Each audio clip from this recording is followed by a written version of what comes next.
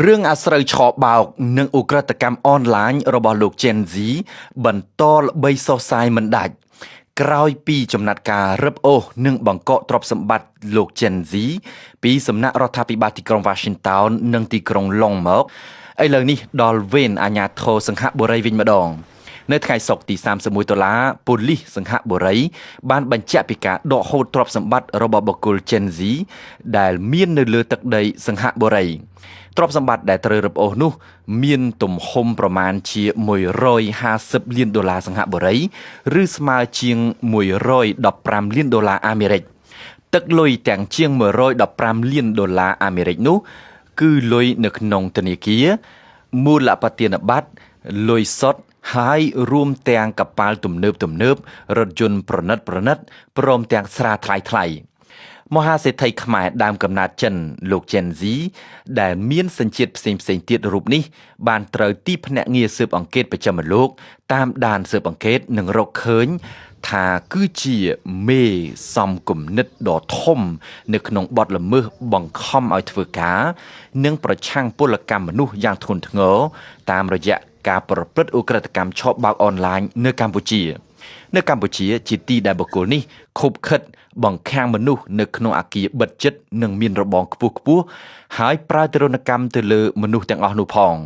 នេះបើតាមរដ្ឋអាជ្ញាអាមេរិកនៃតុលាការសហព័ន្ធទីក្រុង Brooklyn ដោយបានបញ្ជាក់ទៀតថាជនល្មើស Gen Z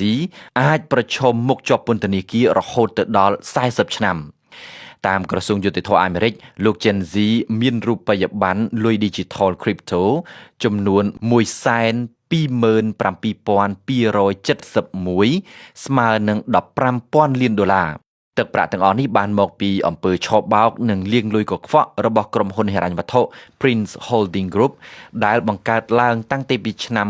2015នៅភ្នំពេញហើយត្រូវរដ្ឋាភិបាលទីក្រុង Washington បង្កកទុកនិងរឹបអូសទាំងស្រុងចំណែករដ្ឋាភិបាលអង់គ្លេសក៏បានសម្រេចរឹបអូសទ្រព្យសម្បត្តិរបស់លោក Gen Z និងបកពួកចំនួន19កន្លែងនៅក្នុងទីក្រុងឡុងដែលគិតជាទឹកប្រាក់មានប្រមាណ$131លានបើតាមតុលាការអាមេរិកដដែលរាល់ទឹកប្រាក់ដែលប្រមូលបានអំពីការឆបោកតាមអនឡាញបានត្រូវអង្គការខ្មែរដើមកំណើតចិនរូបនេះយកទៅសោកប៉ាន់មន្ត្រីមួយចំនួននិងយកទៅលាងលុយតាមរយៈអាជីវកម្មផ្សេងទៀតរបស់ខ្លួនដូចជាអាជីវកម្មកាស៊ីណូអនឡាញល្បែងហ្គេមអនឡាញនិងការវិនិយោគទុនរូបិយប័ណ្ណគ្រីបតូជាដើមនៅកម្ពុជាក្រៅពីមានគោរមងារជាអ្នកអង្គការលោក Gen Z មានក្រិតតែងតាំងជាទីប្រឹក្សារបស់អិសរាជជនអ្នកមុខអ្នកការខ្មែរមួយចំនួនដោយមានឋានៈស្មើរដ្ឋមន្ត្រីតាមបណ្ដាញផ្សព្វផ្សាយនៅក្នុងស្រុកបុគ្គលនេះធ្លាប់ធ្វើជាទីប្រឹក្សារបស់លោកហ៊ុនសែនប្រធានព្រឹទ្ធសភាកម្ពុជានាយករដ្ឋមន្ត្រីខ្មែរលោកហ៊ុនម៉ាណែតហើយក៏ជាទីប្រឹក្សាលោកហេងសំរិននិងលោកសខេងក្នុងអំឡុងពេលដែលលោកទាំងពីរកាន់មុខតំណែងជាប្រធានរដ្ឋសភានិងជារដ្ឋមន្ត្រីក្រសួងមហាផ្ទៃ